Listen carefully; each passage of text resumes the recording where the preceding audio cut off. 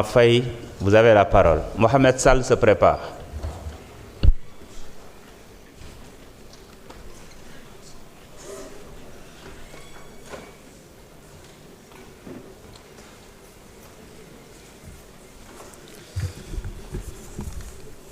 Merci beaucoup, Président.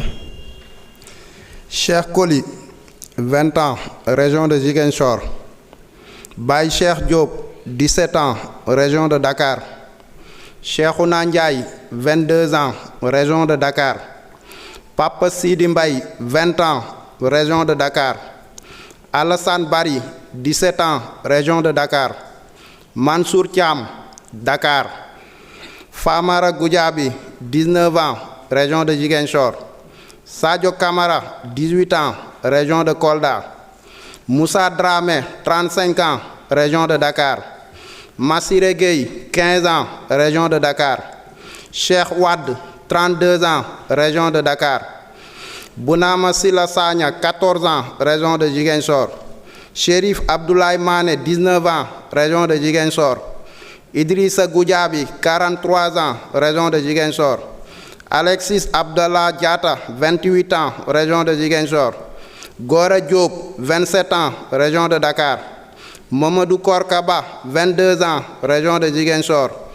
Adji Diallo, 16 ans, région de Dakar. Assimi Diédhiou, région de Ziguinchor. Ismaïla Pandos Diédhiou, région de Ziguinchor. Pape Amadou Keïta, 16 ans, région de Dakar. Aliou Bodian, 37 ans, région de Kolda. Baye Fallou Sen, 17 ans, région de Dakar. Séni Koli, 26 ans, région de Dakar. Khadim Ba, 21 ans, région de Dakar. Mornger Ndiaye, 22 ans, région de Dakar. Mohamed Silla, 19 ans, région de Dakar. Babakar Samba, 20 ans, région de Dakar. Omar Sarr, région de Ziguinchor. Sidia Diatta, 32 ans, région de Ziguinchor. Elhadj Mamadou Cissé, 26 ans, région de Dakar. Tamsir Cissé, région de Dakar. Mamadou Moustapha Gueye, 44 ans, région de Dakar. Bakary Diémé, 27 ans, région de Dakar.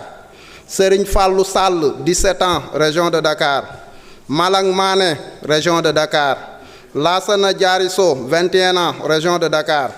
Bassirou Sarr, 31 ans, région de Dakar. Ismaïla Traoré, 28 ans, région de Dakar. Ibrahima Drago, 24 ans, région de Dakar.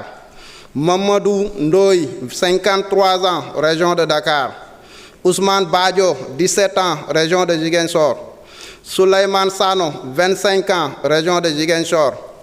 Modou Bey, 25 ans, région de Ziguinchor. Doudou Diène, 34 ans, région de Dakar. Abdoulaye Kamara Di Baba Kane, 38 ans, région de Dakar. Mohamedou Harouna Tall, 44 ans, région de Ziguinchor.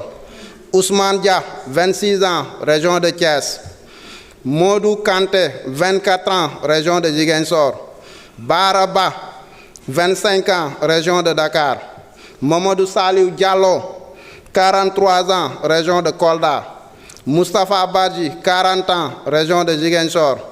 Thierno Dahaba, 21 ans, région de Ziguinchor. Alpha Yoro Tunkara, 22 ans, région de Saint-Louis. Landing Camara Di Diédhiou, 17 ans, région de Ziguinchor. Prosper Clédor Senghor, 22 ans, région de Saint-Louis. Modou Gueye, 23 ans, région de Dakar. Beitir Fall Di Elhadj Fall, 50 ans, région de Dakar. Pour ne citer que cela parmi les tant de victimes. Sans oublier aussi Fulbert Sambou, Didier Badji, François Mankabou, et même ceux qu'on appelle les victimes du bus de Yarakh. Fatoumata Bintou Diallo, 21 ans, de même que Oumou Kalsoum Diallo, 7 ans. Merci beaucoup.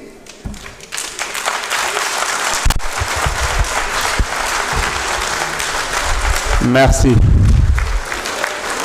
Jërëjëf. Jërëjëf.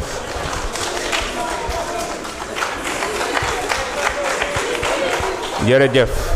Jërëjëf. Yal na leen Yàlla yërëm jéggal leen xaare leen aljanna. Honorable Mohamed Sall mën nga ñëw jël kàddu. Anta Dia mën nga waajal. Aouzu billahi mina sheytaani rajim bismillahi rahmani rahim. Salaamaaleykum wa rahmatulah mbokk yi ñu ngi nuyu monsieur le ministre ak mes chers collègues députés. Sama intervention dama ko bëgg accès ci benn analyse situationnelle par rapport ak li fi xewoon ak solution yi ñu préconisé. Li xewoon mooy crise, solution bi mooy amnistie. Dama bëgg a croiser nag solution bi nga xam ne apporté nañ ko par rapport ak un certain nombre par rapport ak victimes yi nga xamante ni ñoo nekkoon en question. Victimes yi suñ koy jàng y a des morts, il y a eu des blessés, il y a eu également disons j'ai dit des morts, des blessés, des emprisonnés évidemment. am ñi nga xam ne ñàkk seen alal aussi ak beneen dimension mooy lan li may woowee capitalisation enseignement pour renforcer le système en place. Alors donc ñetti solution la ñu am mooy amnistie bi nga xam ne mi ngi fi woon benn ak abrogation totale amnistie bi dañ fi complètement ak loi bi nga xam ne mu ngi à mi-chemin mooy loi d'interprétation bi ñu croiser solution yooyu nga xam ne mooy ñett yooyu ak victime yi nga xam ne ñoom laa wax ñu xool d'abord loi d'amnistie bi.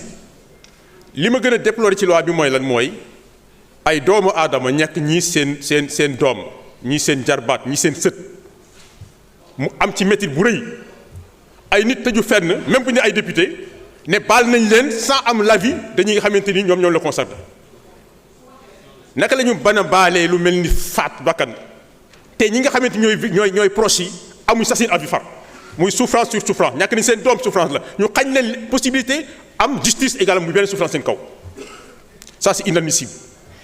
Alors li ci des mooy loi d'abrogation bi aussi buñ ko watee woon moom lañ doon proposé su fekkoon ni jàlloon na wala ñu ne woon bii baaxul comparé ak bële li ci xew mooy lan mooy ne boobu aussi loi amnistie bi am na ñoo xamante ni ñoom dañ doon doxi seen soxla ñu jàpp leen tëj leen ci kaso bi fekk sax ni ko ci manifestation ñii ay bracelet lañ tekkoon ñu jàpp leen tëj leen ci kaso bi ak yeneen ñoo xam ne defuñ dara ñu tëj leen ci kaso bi. loi bi ñëw génne leen kon loi bi dafa rendre loo xamante ni dafa rendre justice ñi nga xamante dañ leen tooñ soo ko fi génne woon totalement lu muy indi mooy nan mooy ne ñooñu nga xam ne dañ leen tooñoon jàpp leen defuñu dara dugal leen kaso te jugé guñ leen dañu war dellu kaso encore mu ñaari tooñ aussi. donc ce qui fait que bu ma defee croisement bi loi d'amnistie bi boo ko jëlee par ay morts yi les morts amuñu la loi n'a pas pu rendre justice parce que procès amul benn kon ma ne foofu 0 point pour loi d'amnistie. Blessés yi ak ñi nga xam ne dañu leen torturé loi d'amnistie également rendre leen justice 0 point emprisonnés yi loi d'amnistie génne leen 1 point perte matérielle yi justice amul 0 point capitalisation maanaam li ciy jàngate ba nga xam ne ëllëg li ci xew du xawaat 0 point globalement 1 point sur les 5 éléments. boo jëlee maintenant loi d'abrogation fekk moom lañ def alors les morts effectivement dinañ leen juger 1 point. su fekkee da nga jël blessés yi torturés yi effectivement dina am procès 1 point boo jëlee ñi nga xam ne ñoom emprisonné woon foofu la problème bi nekk parce que am na ci ñoo xam ne comme ni ko waxee sànq defuñ dara ñu jàpp leen tëj leen ci kaso bi te dañu war a delloo kaso parce que jugé guñ leen woon loolu tooñ la 0 point foofu.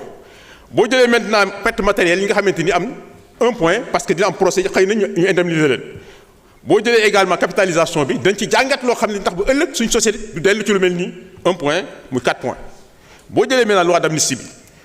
non seulement ñi nga xam ne dañ leen rey dañu am procès non seulement ñi nga xam ne dañu blessé aussi am ay gaañu wala ñu torturé leen ñu am procès pour ñoom aussi juste dañ leen rendre justice ñi nga xam ne dañ leen tëj kaso te defuñu woon dara ñooñu duñ dellu kaso parce que une partie de la loi s'applique d'amnistie donc 1 point boo jëlee ñi nga xam ne perte matérielle également dañ leen dédommager 1 point boo jëlee capitalisation bi également procès yi dina tax ba ñu jàng ci dara 1 point mu 5 points donc ñetti solutions yi ñu indi noonu. Loi d'amnistie bi 1 point sur 5 loi d'abrogation bi 4 points sur 5 loi d'interprétation bi 5 points sur 5 donc pour man en toute logique c'est la meilleure des options possibles bien qu'aucune de là ne soit parfaite. Salaamaaleykum merci. jërëjëf Mohamed Sall. Anta Dia mën nga ñëw jël kàddu Ndak Thiam mën nga waajal.